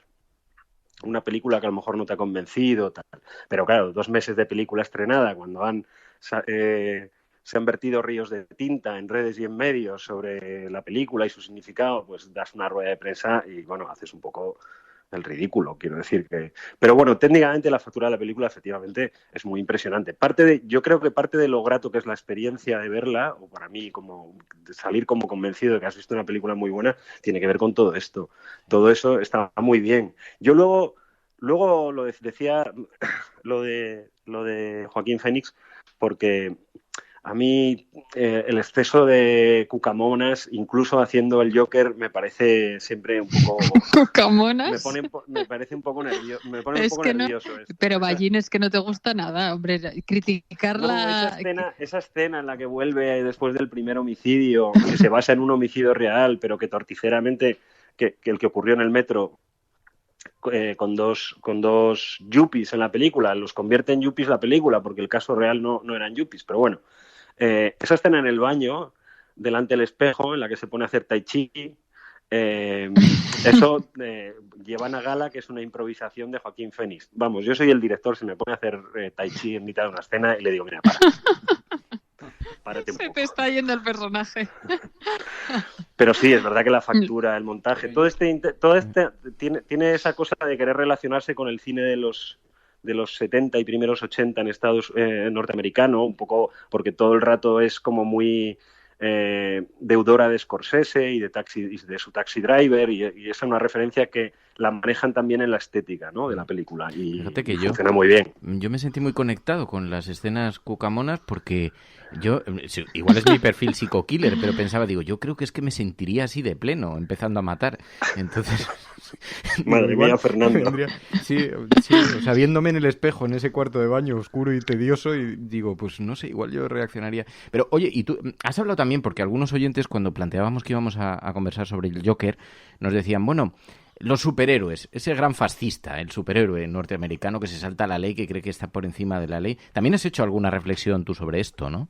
Bueno, el superhéroe nace como un héroe de la clase obrera, y de hecho los creadores, los dibujantes y el público al que se dirige son clases populares desde el principio, y además empiezan a finales de los años 30, antes de que entre Estados Unidos en la Segunda Guerra Mundial, eligiendo a los nazis como el gran enemigo, o sea que su compromiso democrático y es inequívoco desde el principio. Es verdad que en una sociedad liberal y democrática, la figura de alguien que no se somete a la ley y tiene un poder por encima de los demás es políticamente muy problemática, independientemente de que su causa sean los más desfavorecidos. Y lo que pasa que lo cierto es que esto no es una crítica que se le puede hacer al mundo del superhéroe desde fuera, porque fue el propio cómic de superhéroes, sobre todo a partir de los 70 y 80, cuando el que introdujo en sus relatos la ambigüedad política y como diría José María Lasalle, la problematicidad política del superhéroe, ¿no? Y hay infinitas relatos, tanto en cómic como en cine, sobre esta ambigüedad y esta cierta inclinación a una especie de fascismo light en los superhéroes. De hecho, Civil War, tanto el cómic como la película, habla sobre esto, sobre el encaje político de un grupo de superhéroes y su relación, cuál debe ser la relación con el gobierno democrático de un país, ¿no? Vuelve este mismo discurso en el enfrentamiento entre Batman y Superman en Batman contra Superman. Batman considera que una persona, un ser que tiene el poder de destruirnos a todos, no puede existir aunque la posibilidad de que lo haga sea mínima. Es decir, el hombre civilizado, las naciones soberanas, que lo son por la conformación de sus individuos, no pueden tolerar que exista alguien que te deja existir, que te deja ser libre. Pero digamos, este giro hacia reflexionar si un superhéroe encarna valores de derechas o de izquierdas, sí, existe, pero es el propio cómic fundamentalmente quien lo abordó. Mi nombre es Malinali, soy mexicana, pero los escucho desde Barcelona y me gustaría opinar sobre la película El Joker. Para mí fue una película que me conmovió mucho porque al final lo que somos es producto de la educación de nuestros padres, si accedimos a la educación, si nos relacionamos con los demás, cómo nos trató el Estado, si tuvimos oportunidad de acceder a un buen trabajo, si vivimos en condiciones precarias o no. Hay un montón de situaciones y yo creo que la película refleja muy bien lo que pasa cuando hay la dejadez por parte del Estado y como sociedad ignoramos al otro que consideramos que es diferente a nosotros, ¿no? Entonces me quedé con muchas de estas reflexiones y lo difícil que nos cuesta ser empático con los demás. Yo creo que es una gran película, además que la actuación de Phoenix es buenísima y yo creo que son de esas películas que terminas de verla y te deja mucho que pensar y esas son las buenas películas. Un saludo y gracias por producir este maravilloso podcast. Bueno, se me está ocurriendo, tenemos que analizar en algún programa la trilogía de Batman, Ana. Tú estabas pensando en eso, yo estaba pensando en pedirle a Pedro a Ballín que nos diga, a ver si ya la hemos visto o no, la serie que a él le ha gustado mucho en los últimos tiempos y que deberíamos ver nosotros y lógicamente la gente de la cafetera y de Neutral. Yo le iba a pedir matrimonio, así que podemos empezar por la serie. Pues mira, la verdad, ahora mismo estoy sumergido en el revival, porque estoy volviendo a ver Expediente X y El Ala Oeste. Bueno, el Ala muchos años que no los veía. El Ala Oeste yo también, Expediente X ya me parece too much. Pero sí. Digamos que de lo reciente, del último año, creo que lo que más me impresionó para bien, aparte de esa cosa tan rara que es Watchmen, la secuela, la serie en forma de secuela del cómic, creo que la serie francesa Baron Noir es lo que más me ha gustado. Maravilloso. Me parece además que se instala en un punto muy interesante porque no es cínica, no es una mirada, quiere ser muy realista, pero los personajes no son campeones del mal como había hecho House of Cards, ¿no? Que explica muy bien, por lo menos para un europeo, la dinámica de los partidos y la relación de los partidos con el poder. Y no sé, me pareció fascinante. Aparte que tiene una cosa desde el punto de vista de narrativa audiovisual, que es que no he visto elipsis más económicas que las de esta serie. O sea, cuando le interesa cerrar una etapa y abrir la siguiente y cambia el presidente de la República Francesa, no hay elecciones ni hay nada. O sea, siguiente plano ya no está el edificio, el presidente que estaba y está otro. Total. Y avanza a una velocidad de vértigo, que es una cosa que valoro mucho, porque también vivimos en un momento del audiovisual donde recrearse es como un vicio bastante extendido, ¿no? De hacer que las cosas discurran con una lentitud a veces exasperante. Y me fascinó la velocidad a la que va Barón Noir, la cantidad de cosas que le caben en una serie que en el fondo es bastante corta, ¿no? Porque son 3 temporadas, 3 temporadas, ¿no? 3. Sí. Bueno, pues esa la hemos visto, o sea que Expediente X ya digo que no, con todo lo que hay que ver, ¿no? Pero bueno, The West Wing sí, además de como ha estado Sorkin por aquí estos días, siempre hay que recuperar. Me dicen los que han visto ya la peli que ha hecho con Spielberg que es un campanazo, ¿eh? ¿Ah, sí? Sí. Que la estrenará Netflix, creo, el mes que viene, me parece. Qué ganas. Pues yo creo que el personaje, especialmente con este actor, es tan brutal que incluso le hace sombra al propio argumento de la película. Y por otro lado, me debato entre la sensación de querer conocer todos los detalles de qué le ha pasado a ese niño, quién se lo hizo, durante cuánto tiempo, y si la madre consentía o participaba activamente, y los motivos por los que eso era así. Y después la idea de que cuanta más violencia sea implícita y no explícita, tiene el mismo efecto en la audiencia, sin el impacto negativo que puede tener ver esas escenas violentas, sobre todo para según qué tipo de personas, gente que es especialmente sensible y que hay cierto riesgo de que esa violencia se normalice. Bueno, él es Pedro Ballín, Ana Pastor, Neutral, os agradezco muchísimo. Oye, qué lección tan interesante. Se escucha, se entretiene, sois como el libro gordo de Petete y se aprende. Os lo agradezco de verdad de corazón y sospecho que te vamos a llamar más, Pedro, para comentar otras películas y otras series. Yo me quedo con la curiosidad de la trilogía de Nolan y también te quiero preguntar por otros superhéroes, por Wonder Woman. No sé qué tal te cayó, es mucho más comercial. A lo mejor te estoy insultando a tus convenciones, no. Pero a mí como me fascina el personaje, me fascina la creación del personaje y creo que hay una por estrenar. Sí, hay una que además no deja de retrasarse. Mira, DC está teniendo mala suerte o mala gestión de su capital de superhéroes frente a Marvel, que no ha fallado una. Todas las películas que ha hecho le han ido muy bien. Y yo creo que una de las veces que ha dado en el clavo ha sido con Wonder Woman. Me parece un personajazo, me parece que además le pasa un poco lo que a Thor, que son esos personajes que como los sitúas tan en la fantasía, siempre presentan una dificultad para aterrizarlos en el mundo histórico realista, digamos, ¿no? Y creo que en la película, en su película y en su aparición también en la Liga de la Justicia, que vamos a ver qué hacen ahora con el Snyder Cut, la versión ampliada que va a estrenar HBO, pero me parece que el personaje no podía haberle salido mejor, la verdad. A mí me gusta mucho lo que han hecho. A ver si la estrenan y comentamos. Ana Pastor, Neutral, gracias. Gracias. Pedro Ballín, gracias de corazón, muchísimas gracias. Muchas gracias a vosotros, un saludo. Plata o plomo. El mundo en series. En el Juego de Tronos o ganas o mueres. Con Fernando Merlín y Ana Pastor. ¿Sabes dónde estás? Es una radio pirata. De la zona neutral. Nos recuerda un poco por qué luchamos.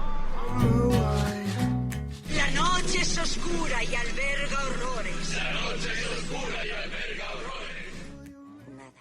La Cafetera es un programa de radio que se financia gracias a las aportaciones de los oyentes. Si te gusta el periodismo que defiende y sientes que te acompaña, hazte mecenas y ayúdanos. Infórmate en radiocable.com/mecenas. Los viernes sabéis que hablamos del estado de responsabilidad con Pilar del Río. Pilar del Río, muy buenos días.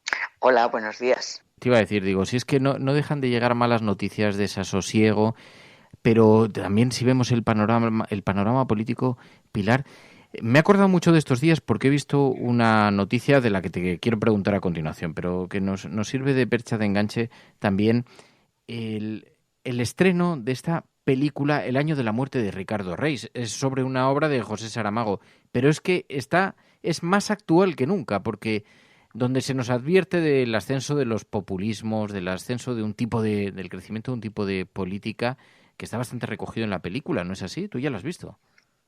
Ya la he visto, me quedé impresionada porque siendo una obra propia del director Joan Botelho, que es un director portugués, siendo una obra que supuestamente no tendría que ver con el libro, es decir, está basada en el libro, pero es cine, y sin embargo veía el espíritu del libro y de alguna manera, a partir de ahora, cada vez que vea el libro, sentiré también la película.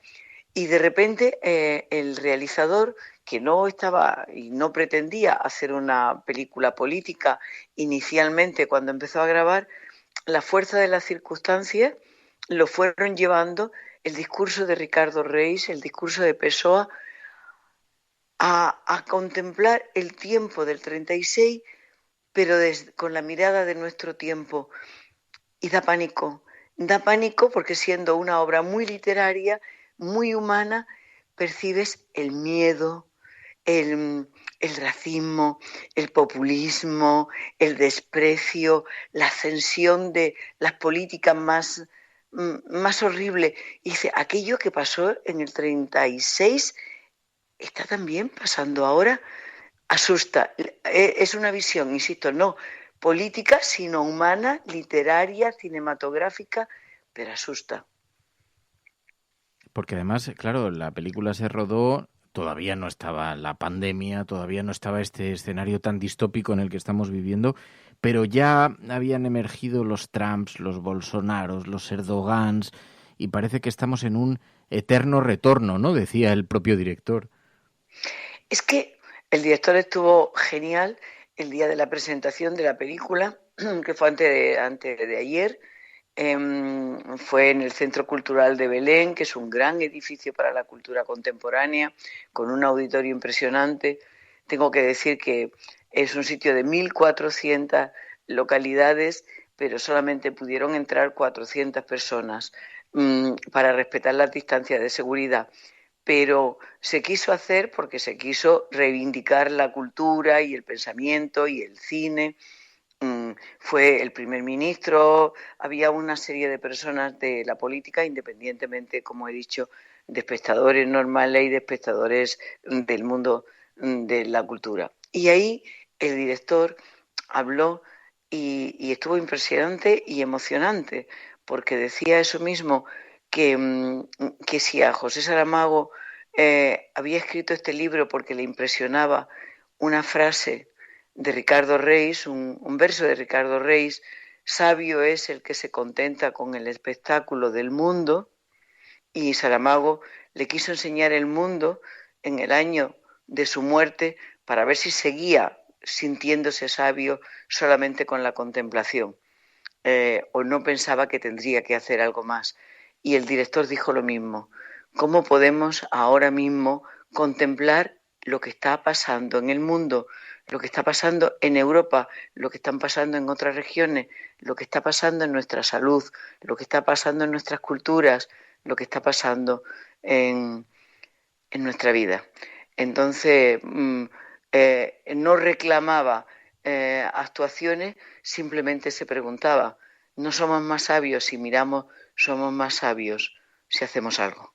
Los riesgos es que son tan formidables, el escenario tiene algunos paralelismos. Decía el director, no estamos en el mismo punto, pero ya hay algunos signos que son amenazadores, ¿no? Como si las razas, los géneros, los credos fuesen todos una lucha, decía. Hay una sensación permanente de no sé si de retroceso o de cíclico o de procesos cíclicos que se dan, ¿no? Lo que Saramago recogía en esa novela, la visión que recogía del mundo, de alguna manera es como si no hubiéramos evolucionado mucho. No, parece que estamos en el día de la marmota permanentemente, en el eterno retorno Entonces volvemos. Mira, anoche veía en telediarios, tanto de España como Portugal, los incendios en la Amazonia, la falta de preparación, la falta de respeto por el medio ambiente, esa forma de estar tan soez y de presentarse y de hablar del voto popular de Trump en Estados Unidos. Es la misma zafiedad y el mismo horror con el que veíamos a Adolf Hitler. En esta película hay un momento que por un lado tiene gracia porque trata de explicar cinematográficamente y a partir de un discurso supuestamente sorprendido qué color van a adoptar los fascistas portugueses una vez que los fascistas italianos ya tienen el negro, los fascistas del otro sitio tienen la camisa azul, los otros tienen... Y entonces aquí no tenían color para adoptar. Pero independientemente de eso, hay un discurso, el primer discurso neonazi que se hace en Portugal en el año 36, que es en la Plaza de Toros. Y en la película lo han reproducido. Y es tan patético oír esos discursos del año 36, pero es igual de patético oír el discurso de ayer de Trump cuando fue a la capilla ardiente de la jueza que ha muerto y las cosas que estaba diciendo del voto. Pero de verdad, no avanzamos. Y si no avanzamos, es que retrocedemos. Algo tremendo está pasando y por eso a mí me parece muy oportuna esta película, que luego, por otra parte, es cine, es en blanco y negro, tiene cada fotograma, te apetece tenerlo como un póster en tu casa, pues son imágenes fantásticas. Ricardo Reis es un actor brasileño estupendo, se llama Chico Díaz. Fernando Pessoa es un actor portugués que tiene 70 y tantos años y Fernando Pessoa murió con 47, pero según el director es que parecía mucho más mayor. Hay cosas que están muy bien, el amor de Ricardo Reis por las relaciones que tiene con Lidia, el supuesto amor idílico y tal con Marcenda. Y luego, pues, la perplejidad de Ricardo Reis frente a la tranquilidad de Fernando Pessoa, porque ya está muerto y los muertos lo ven todo de otra manera.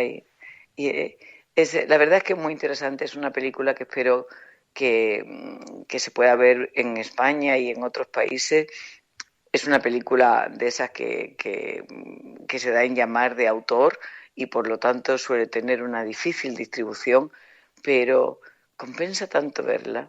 Y luego tiene además un sentido del humor extraordinario y una belleza fílmica que merece la pena. Bueno, estoy seguro de que a la audiencia de este programa le va a gustar mucho y en todo caso, bueno, son días muy especiales también para reflexionar sobre los riesgos de volver atrás, de no mirar hacia adelante. Y esta obra nos puede ayudar, también puede contribuir a despertar ese espíritu crítico. Y en todo caso siempre es un gusto hablar con Pilar del Río en este estado de responsabilidad y sobre todo hablar del universo de Pilar, del universo de José Saramago, charlar un ratito. Fíjate que esta semana me he acordado mucho de ti, Pilar, porque hicimos un debate muy interesante en el que participaron muchos oyentes de La Cafetera sobre las prohibiciones. ¿Solamente somos responsables si nos prohíben las cosas? ¿Solamente hacemos caso cuando nos las prohíben? ¿No cuando nos tratan como adultos? Y hubo algunas reflexiones que nos hacían dudar, nos planteaban problemas morales muy serios. Cuando vemos todas las obligaciones de las autoridades en estos tiempos frente a las recomendaciones que no se cumplen tanto como los confinamientos, que todo el mundo lo tomamos con mucha conciencia, ¿no? Y decíamos, qué riesgo de conclusión, ¿no? Por eso me reivindico siempre esto del estado de responsabilidad. No vamos a eximir a los estados nunca de las responsabilidades que tienen los gobiernos, pero desde luego los ciudadanos también tenemos el deber de cuidado para con nosotros mismos y para con los demás. Y si vivimos una pandemia, no estamos viviendo en normalidad, no estamos viviendo en un estado de normalidad, ni de nueva normalidad, ni de vieja normalidad. Estamos viviendo en un estado de responsabilidad con la obligación de cuidarnos y de cuidar. Y el deber de cuidado es absolutamente fundamental y no está reñido con el trabajo que tienen que hacer los gobiernos y desde luego y por supuesto está incluido dentro de los derechos que tenemos como ciudadanos, porque tenemos el derecho y la obligación de preservar la vida. Y yo esto lo entiendo clarísimo, que que tenemos todos que poner de nuestra parte para resolver esta situación que es nueva y que nos va a costar mucho trabajo salir de ella. Y que tenemos que salir con nuestra fuerza, con nuestra voluntad, con nuestra responsabilidad y habiendo aportado. Yo no quiero que me saquen, quiero salir y quiero ayudar a salir. Pilar del Río, periodista, presidenta de la Fundación Saramago. Gracias de corazón, Pilar. Un abrazo muy fuerte. Otro Fernando y otro para todos y todas las oyentes.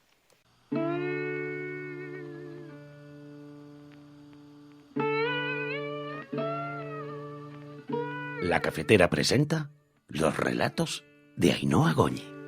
Viernes de cuento, viernes de relato con Ainhoa Goñi. Ainhoa Goñi, muy buenos días. Muy buenas, ¿cómo estás? En esta nueva etapa, en este nuevo curso, en el que ya sabéis que ha habido un salto cualitativo y cuantitativo en la manera de confeccionar los relatos de Ainhoa Goñi, porque ahora están basados en experiencias reales de los oyentes. Ahora vamos a hablar del relato de esta semana, pero en primer lugar sabéis que la semana pasada comenzamos este crowdfunding porque Ainhoa Goñi, junto a Malagón, van a editar un libro con los relatos que estuvo leyendo aquí durante el curso pasado, durante la temporada pasada. Bueno, en solamente unos días ya se consiguió el objetivo, la mitad del objetivo, así que todavía queda la otra mitad. El crowdfunding va a estar abierto durante 37 días.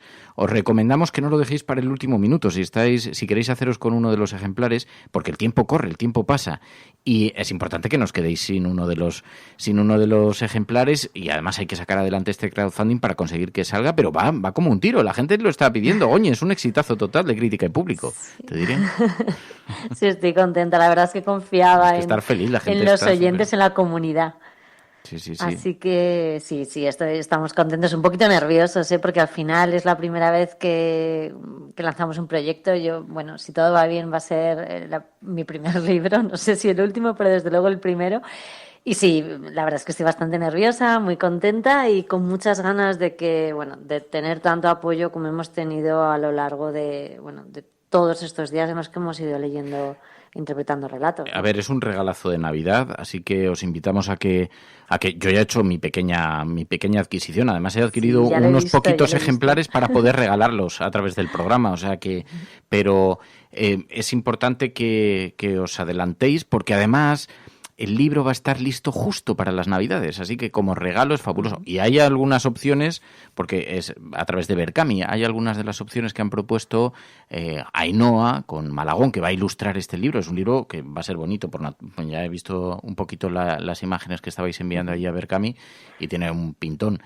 Y muy importante porque además tiene algunas opciones muy interesantes. Por ejemplo, ¿queréis hacerle un regalo entre varios de los hermanos a vuestro padre? Le podéis encargar a Ainhoa Goñi que os lo escriba, porque hay una de las opciones que consiste en eso, que por una aportación concreta os escriben un relato, os hacen una lámina y sale en el libro, así que puede ser un regalazo para Navidades, por ejemplo. Yo estoy contenta porque ya ha habido alguna de esas y el otro día, estuve mirando y me da muchísima ilusión poder hacer un relato específico de una historia súper personal, y la verdad es que ya sabes que tengo ese punto que, total, como digo yo, en plan cotilleo sano, pero me encanta que me cuenten cosas y poderlo convertir en un relato, me da muchísima ilusión. La verdad es que me gusta mucho, es una parte que me gusta mucho. Desde aquí, desde la cafetera, apoyamos al 100% este proyecto, este crowdfunding, así que os invitamos a que os subáis, a que os suméis en la resistencia de Sherwood.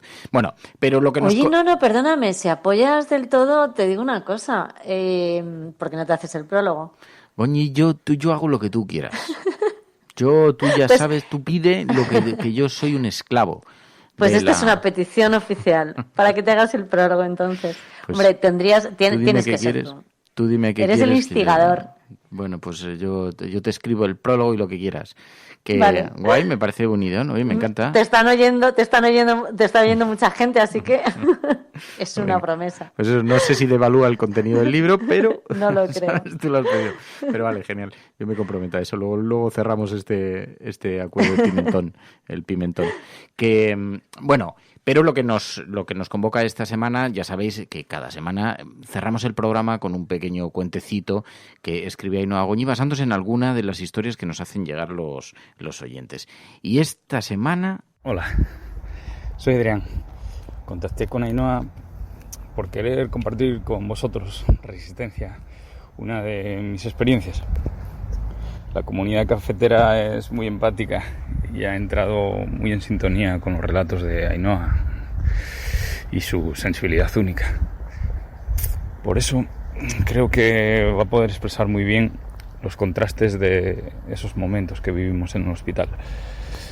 La verdad es que cuando los sentimientos se viven con tanta intensidad, te dejan una muesca en el alma, te cambian y te conforman de otra manera. Tengo ganas de escuchar el relato y que os haga pensar, por supuesto. Bueno, gracias. Gracias a todos. Adrián, a quien Ainhoa Goñi pues le ha escrito su relato, ¿no? Pero que se construye en base a esta misma cosa, ¿no?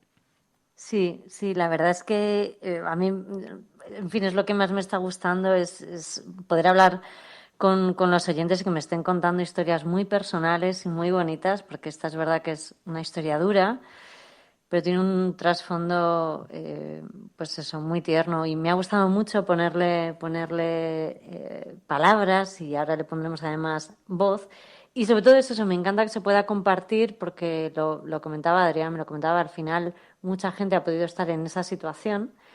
Y bueno, pueden compartir este dolor, ¿no? Y a veces compartirlo pues te hace partícipe de esta comunidad y te da más aún la sensación de que no estamos solos, ¿no? Y me ha gustado mucho, la verdad, escribir una historia tan personal y le agradezco a él como a todos los que me están contando cosas, que me vayan metiendo un poquito en su mundo. Es un auténtico privilegio. Bueno, pues es un regalo que también que lo compartas con nosotros, Adrián, es un regalo. Además, que nos hagas partícipe de tu pequeña historia, que nos metas en tu universo y gracias a Ainhoa por convertirlo esto en un relato literario. Hoy, con la voz además de Tristán Ulloa. Tristán Ulloa, muy buenos días. Hola, ¿qué tal? Buenos días, Fernando, ¿cómo estás? Bueno, ¿qué tal estás? ¿Qué tal vas? ¿Vas recuperando la actividad? Porque con este parón que hemos tenido, está vuestro sector, está patas arriba. Sí, bueno, pues con todas las prudencias y precauciones que tenemos que tomar en todos los sectores y el nuestro especialmente por el contacto, por el trabajo de contacto que tenemos tanto delante como detrás de las cámaras o en un escenario. Pero bueno, siendo prudentes y viviendo el día a día, sin hacer muchos más planes que el día a día, porque ahora mismo no están las cosas como para proyectar muy lejos, ¿no? No. Tú de todas formas tienes muchos proyectos, tienes algunos en el exterior, ¿no? Aunque ahora estás con un documental, creo. Estamos preparando, bueno, me he incorporado a una producción sobre un documental sobre la obra, vida y obra de Fernando Fernán Gómez y Emma Cohen, que bueno, pues empezamos a rodar ya en breve, estamos en preproducción, que dirige Elena, la nieta del propio Fernán Gómez. Salió a la manta de la cabeza Elena de Llanos. Y bueno, es una historia muy, no sé, entrañable, sobre una figura que yo realmente pues siempre he admirado y siempre me he tenido especial devoción por la figura de Fernando. Y me ofrecieron la oportunidad de participar en esta historia y me pareció me pareció interesante ser parte de este homenaje, ¿no? Y bueno, la verdad es que esto es todo un viajazo. Lo vamos a hacer en la casa del propio Fernando, donde todo ha permanecido prácticamente como lo dejó. Emma después de su muerte. Entonces, bueno, pues ahí estamos, haciendo ese viaje a alguna parte, que es el título del documental. Qué bueno. Y luego tienes una película también que empiezas en enero, además una película de terror, ¿no? Y fuera, en el extranjero. Sí, bueno, es una película de género que empezaremos a rodar en Bulgaria, que se titula Stoyan, que dirige pues un director novel, pero muy, muy talentoso, Roberto Ruiz Céspedes. Y bueno, pues también ha sufrido las inclemencias de la pandemia, pero al mismo tiempo yo creo que todo esto le ha servido a esta producción para encontrar un mejor lugar y un mejor momento para llevarse a cabo, ¿no? Y eso también, bueno, pues también hay que ver el lado positivo de las cosas, más allá de que todo esto está siendo tremendo para el sector, porque es verdad que yo me considero un afortunado por tener estos proyectos en el horizonte, pero es verdad que tenemos pues la inmensa mayoría de los profesionales, tanto actores como técnicos, pues con una mano delante y la otra detrás, porque nos ha dejado bastante con el culo al aire todo esto. Sí, pero decías para bien y para mal, que eso es importante. También este tiempo de frenazo ha permitido que se hagan proyectos que de pronto se embarquen en, bueno, que cojan impulso, ¿no? Para tomar ciertas decisiones. Eso está bien también. Es una buena metáfora. Sí, bueno, o sea, contado así yo es una lo buena intento metáfora. Es sacarle algo positivo a esto, pero realmente esto ha hecho mucho daño. O sea, después por verle algo positivo al hecho de, bueno, claro que se saca fuerza de flaqueza y se intenta ver siempre, pues, a ver, si estas son las condiciones que tenemos ahora, ¿qué puedo hacer yo desde esta situación? Pero no deja de ser una mierda lo que ha pasado, porque es verdad que ha habido muchos proyectos que se han caído y ahora, aunque se han retomado muchos también, y al mismo tiempo se están, cuando a la mínima que hay un pequeño contagio o una infección o lo que sea, pues las producciones se congelan hasta que realmente tienen luz verde otra vez para reiniciar con total seguridad, ¿no? Para todo el equipo. Entonces, bueno, sí, es lo que nos toca vivir ahora y, bueno, hay que asumirlo y ya está, sin mayor drama que en cualquier otro sector. Total. Bueno, eso ha permitido que estés en España. Eso, por lo menos nosotros lo agradecemos porque nos facilita el contacto y también le damos las gracias además a Pachi Freites por habernos acercado. Yo sé que además Ainhoa Goñi estaba deseando que la lectura del relato la hicieras tú, Tristán. Yo no sé, Ainhoa, ¿desde cuándo? Porque claro, tú piensas, Tristán, generacionalmente estamos cerca, pero para nosotros eres un ídolo. Entonces, bueno, por favor. Hay un poco le tengo que declarar mi amor ahora en gracias público. Por lo de generacionalmente. Sí, por advertirlo para que no te sientas así como eras el ídolo de nuestras madres. No, o sea, eras el nuestro concretamente. Ya es lo que toca, ¿no? A veces se me para alguien por ahí, una chica joven o un chico joven. Oye, tío, ¿me puedes hacer una foto y tal? Es para mi madre. Y bueno, ya es lo que toca, ¿no? No, no es mi caso porque acabo de cumplir 22, pero en el caso de Ainhoa Goñi, que es un poco más mayor, pues entonces yo sé que desde Lucía y el sexo, Ainhoa Goñi, pues te tiene ahí como un referente. Soy asquerosamente más joven que tú, Fernando, no lo olvides. Y sí, generacionalmente está totalmente ahí. No voy a decir más porque me emociona, pero sí, claro, he visto todas sus películas y en fin. Bueno. Así que es un privilegio que le pongas voz a este relato. Además es la historia de uno de los oyentes de La Cafetera, reconvertida, eso sí, literariamente por Ainhoa Goñi, pero que tú le pongas voz a una historia de los oyentes, pues sé que entre la audiencia va a gustar mucho. Es muy guay. Y nos bueno, gusta pues mucho. espero de verdad hacerlo bien y ser digno del relato. O sea, de este pero me voy a aprovechar de esto. Y si lo haces mal, habrá que venir otro día, repetir, en fin, habrá que verse. Bueno, pues sí, hay que repetir, se repite. Ya, vamos, será no jugáis tontorrones que yo tengo la tarde libre. Que yo me apunto a cualquier festival. Bueno, es Tristán Ulloa. Tristán, gracias de corazón con este relato de Ainhoa Goñi sobre la historia de Adrián. Así que en la voz de Tristán Ulloa.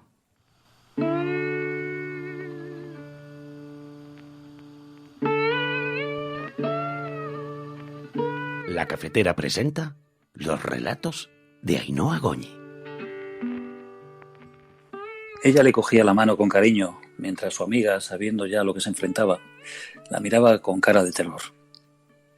Ella, mi chica, tenía su cabeza junto a la de su amiga. Le acariciaba el pelo suavemente, tratando de que se tranquilizara, y la miraba a los ojos, como si con esa mirada pudiese parar el mundo. Sonriendo, le decía al oído que todo iba a salir bien, que ese día no lo olvidaría jamás, que a partir de hoy su vida sería todavía más bonita, que ahora empezaba la magia. Su amiga, nerviosa, creo que no era capaz ni de saber si le hablaba a su amiga o todo el Orfeón Donostiarra. Pero había llegado el momento, la hora de los cambios, el día señalado. El milagro de la biología estaba a punto de producirse. La enfermera entró. Mientras nosotros nos quedábamos fuera, la preparó y la sacaron de la habitación camino del quirófano. No os creáis que a partir de ahí la cosa mejoró. Quedaba la escena final, el nudo antes del desenlace. Ella salió en la silla de ruedas, empujada por la enfermera, y medio se resistía, en serio. En la mano, como si fuese una medalla, zarandeaba como una loca sus bragas. Sí, las bragas. Y gritaba a todo el que quería escuchar que quería la epidural, pero que no querían dársela. Lo único que le faltó por hacer en mitad de ese caos es haber amenazado al médico a punta de fórceps para que le inyectara lo que fuese, literalmente, lo que fuese en vena. Hasta nosotros, que no teníamos ni idea de nada, intuimos que 10 centímetros de dilatación era ya mucho, que habían llegado muy tarde al hospital. A ver, ellos no habían llegado pronto ni a sus propias fiestas de cumpleaños. Eso tampoco iba a ser diferente. Y gritaba fuerte, os lo puedo asegurar. Gritaba como una loca por los pasillos del hospital mientras la bajaban a lo que ella luego definió como unas mazmorras medievales, con un potro de tortura a la que la ataron sin piedad. A ver, ella siempre ha sido muy de exagerar. Y oye, con la que se lió antes de que viniera al mundo, el nacimiento no pudo ir mejor. Ese bebé nació rodeado de cariño, de sus padres y de nosotros, que desde esa noche nos hicieron tíos del crío. Cuando salieron y dijeron que todo había ido bien, las lágrimas se nos desataron. La tensión que llevábamos guardando tantas horas, la tristeza callada, salió a borbotones. ¿Por cuántas cosas se llora en un hospital? ¿Cuántas cosas puede decirte la mirada de un médico? Porque la diferencia entre el sí y el no a veces es la muerte. Ahora habíamos ganado. Todo había ido bien. El niño era precioso, sonrosado, pequeñito, llorón y redondito. Y a pesar de los alaridos de su madre, el niño nació perfecto, sin problemas de oído ni nada. Qué sabia es la naturaleza. Su historia es un cuento precioso y divertido, no podéis decirme que no. Ese día vino al mundo un bebé al que, desde entonces, todos amamos con locura. Ese día vino al mundo un niño que, aunque no es nuestro hijo, es parte de la familia. Pero ese día, en ese mismo instante, cuando ella bajaba como una furia al quirófano y nosotros nos quedábamos en la sala de espera, solo nuestros amigos, que estaban a punto de ser padres, sabían por qué estábamos nosotros allí. Solo ellos sabían por qué necesitábamos tanto que todo fuese bien. Pero ese día las cosas podían cambiar. Esa noche todo era posible. Mi chica y yo nos abrazamos. Lo malo del año acababa de ocurrir, pero era la noche de San Juan. La magia tendría que aparecer. Lo bueno estaba por llegar. Porque esa noche todo es posible. Y ella y yo, agarrados, juntos, como se afrontan los miedos y los sueños, intentaríamos mitigar el dolor y que nuestro corazón y nuestra vida se abriese a lo bueno. Ese día él nació y nosotros nos convertimos en sus tíos. Ese día él nació porque tenía que quitarnos el daño que habíamos sufrido horas antes, porque no habríamos podido soportar más dolor después de haber perdido a nuestro bebé, que pudo ser y no fue. Y nunca se olvida ese daño. Nuestro duelo vino después. Pero ese día, esa noche de San Juan, en ese instante, la vida nos enseñó que la alegría puede llegar tras la desolación y que la felicidad de otros te puede ayudar a sanar tus heridas. Ese día perdimos una ilusión y el mundo nos enseñó la dureza de una noche de invierno. Pero ese día el mundo también nos mostró que tras el invierno siempre vuelve a aparecer la primavera.